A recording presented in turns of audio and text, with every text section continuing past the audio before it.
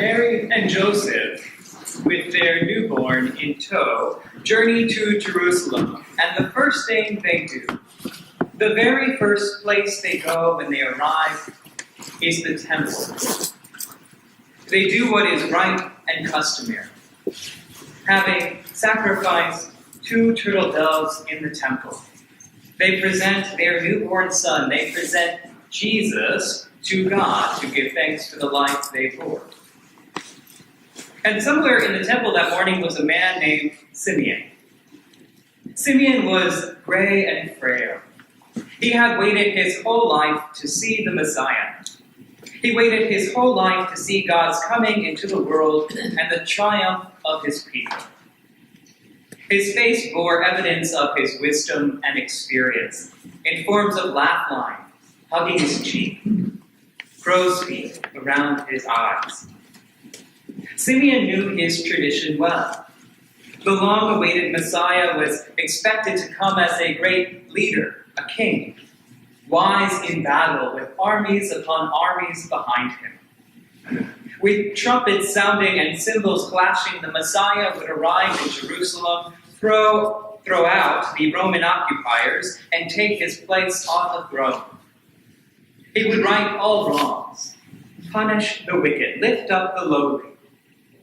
First century Jerusalem was pregnant with expectation for a Messiah, a deliverer, a king, someone to rescue them from despair and oppression. Simeon was keeping vigil for this moment, for this earth-shaking, life-changing, darkness-evading moment.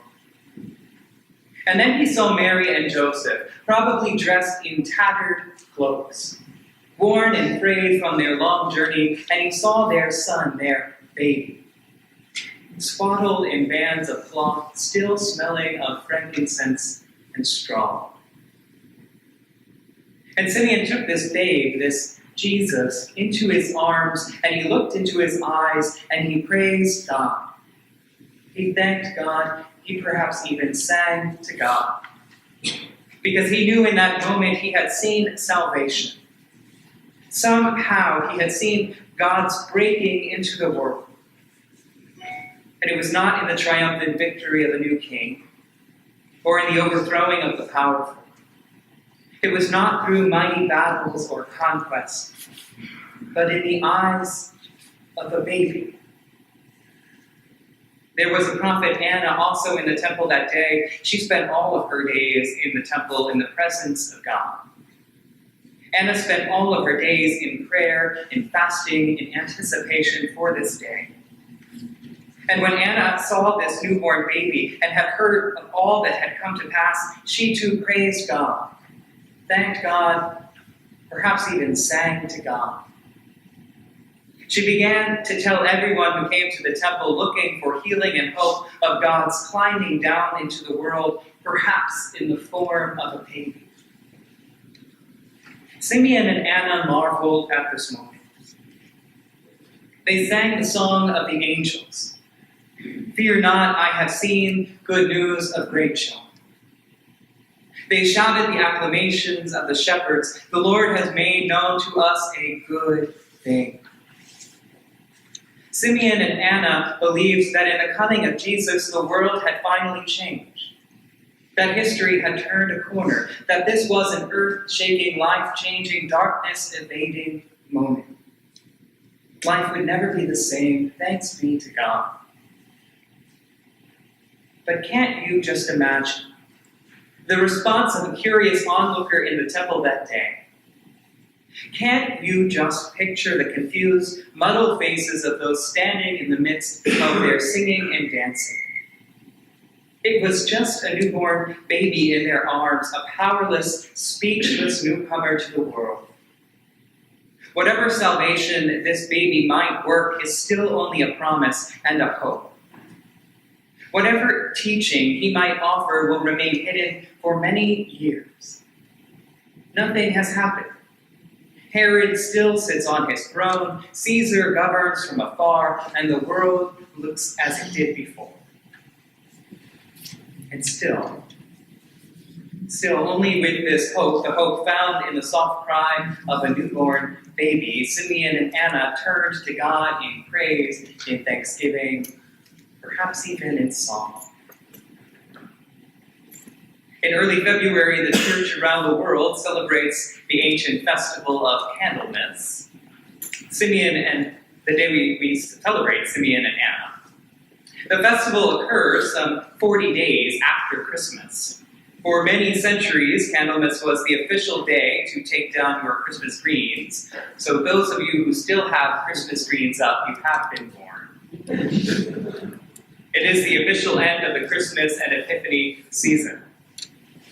Traditionally, the Western term Candlemas or Candle Mass referred to the practice whereby clergy blessed beeswax candles for use throughout the year, some of which were distributed to worshippers for use in their home.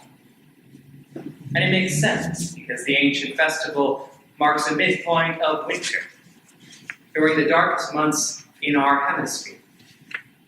It is a festival which points us both backwards and forwards. Candlemas falls between the celebration of Christmas and Lent.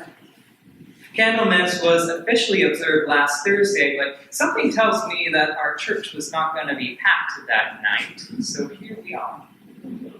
And I think it would be wrong to let Simeon and Anna slide by without taking center stage. We need them. Christmas has come and gone, the last of the pine needles have been swept away, and the church calls our attention back to a newborn baby. They may not have a place in our nativities or on the front of our greeting cards, but Simeon and Anna. We need them. We desperately need them. We need their stories. Having waited their whole lives for a new beginning, for the changing of the world, they were given just a glimpse in the eyes of a newborn. Not in flashy miracles or overwhelming signs of God's power, but in a baby. Hope that the light had been born, oppression and heartache doomed. Peace would reign forever. We need Simeon and Anna. We need their lives. We need their stories. We need them now more than ever. We too live in a time and in a world not unlike theirs. Take a look at the New York Times. Or if you dare, scroll through the rolls of Twitter. Oppression runs rampant. Poverty and hunger grow like strangling weeds. Violence reigns. There are walls going up between brother and sister. There are borders closed to those who look differently, pray differently. Hatred to those who love differently. There is growing fear. And worse, apathy. We need Simeon. And we need Anna. We need them to help us utter the praise of God, a God whose power is known and experienced in the vulnerability of humanity, whose love is felt in pain and loss, and whose hope knows no limit. We need Simeon and Anna. We need them to give us the courage to trust in our God, who is indeed present and powerful when the world in which we live in suggests otherwise. We desperately need Simeon and Anna to help us give praise to God, perhaps even sing to God, to affirm our belief that the world can be different, that it has to be different because our lives depend on it. Simeon and Anna waited for the world to be born anew, for life as they knew it to change. Their hope was kindled by the birth of the baby. And his birth, his life, his curious salvation was not coming into the world with ease. As Simeon foretells, there will be risings and fallings, redemption and opposition, glad tidings and heartache. Still, knowing all that would come, Knowing that the world would suffer great pains as God birthed a new creation, Simeon and Anna turned to God and gave praise. Praise and thanksgiving for a glimmer of light, a reminder from God, I've got you. I'm here. You're not alone. The story of God's work in our world did not and does not stop at the nativity of Jesus, or at his presentation in the temple, or at his death, or his resurrection, or even at the flames of Pentecost. But it goes on. It continues in you, it continues in me. The story of the loving purposes of God continues to unfold and be revealed in our lives and world even today. So we join with the choirs of angels and the shepherds in the fields. We echo back the songs of Simeon and Anna, and we praise God, we thank God, we even sing to God. For God's promise is born every day amid the shadows and heartache of this world.